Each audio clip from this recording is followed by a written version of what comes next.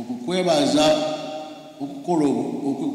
Katonda olw'okuyamba okukola obulungi n'akuwa obulamu obulungi n'akuwa n'amaanyi ali n'amagezi. Twebaza Ssaabasajja Kabaka eyakulonda ate n'omuweereza n'akukkiriza okumuweereza ebbanga lino lyonna.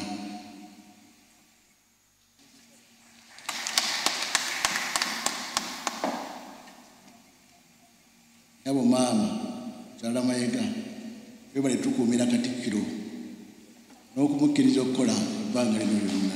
Awayise omwezi gumu nga maze okulangirirwa nayogera mu lukiiko lwa Buganda omulundi gwange ogwasooka nga Katikkiro era nentegeeza Obuganda nti nalina ebyokulwanyisa bibiri: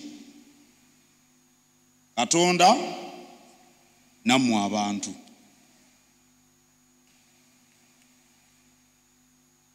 Mu myaka gino 10 gye naakabeera Katikkiro, Katonda tanjabulirangako n'akamu.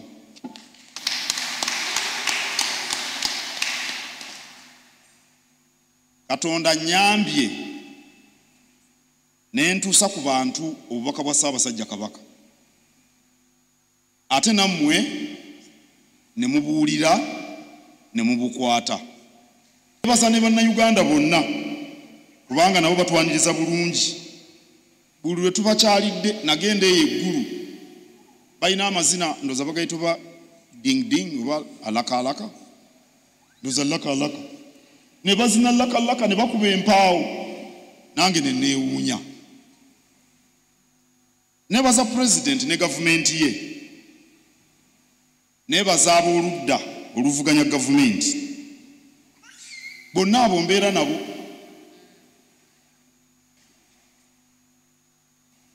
Ekisesa bwe mbeera na bavudde mu gavumenti nga onale bonna abakooba ng'ab'oluvuganya bagamba nti ng'obeera naye nnyo, ate bwe ndeeta ab'oludda oluvuganya abagavumenti nga baŋŋamba abo nga bakukyalira nnyo. Ndowooza ago ge maanyi ga Kabaka buli omu amwagala. Kwolesebwa kwe tulina kwakuzza Buganda ku ntikko nga tulondoola ensonga za Buganda ssemasonga 5. Tetunnatuuka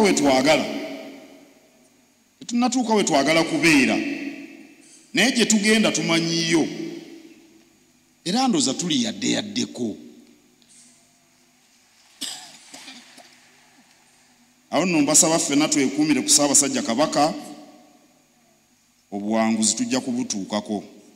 Kamalirize nga nebaza Ssaabasajja Kabaka okunneesiga ebbanga lino lyonna. Empeereza ya Katikkiro nze ebbanga lye tukoze naye nange ndi Buganda twezimbe, naye sinnalaba akoze nga Katikkiro. Aweereza n'obwesimbu n'obwerufu. Oweekitiibwa Charles Peter Mayiga nze ngaze ayise mu structure za Buganda, akozeeko naye ng'akyali minisita w'amawulire, ng'olwo ffe tuli mu nkoba za Mbogo n'afuuka Katikkiro. Tuli basanyufu era mu ngeri ey'enjawulo nebaza Ssaabasajja Kabaka eyalengera era ddala amaaso moogi okulonda Oweekitiibwa Charles Peter Mayiga. Emyaka gino tulaba bulungi ffe ng'abavubuka nti tatwerabidde, era mu buweereza bwe tulaba nti Buganda erina weetuuse mu byenkulaakulana, mu byenjigiriza. Tulaba nti ebintu bingi ebizimbiddwa naddala wano mu Buganda. Mukama yatuwa obuvunaanyizibwa n'obuyinza okugaba ebirungi, omuweereza n'omuzaana wa Katonda.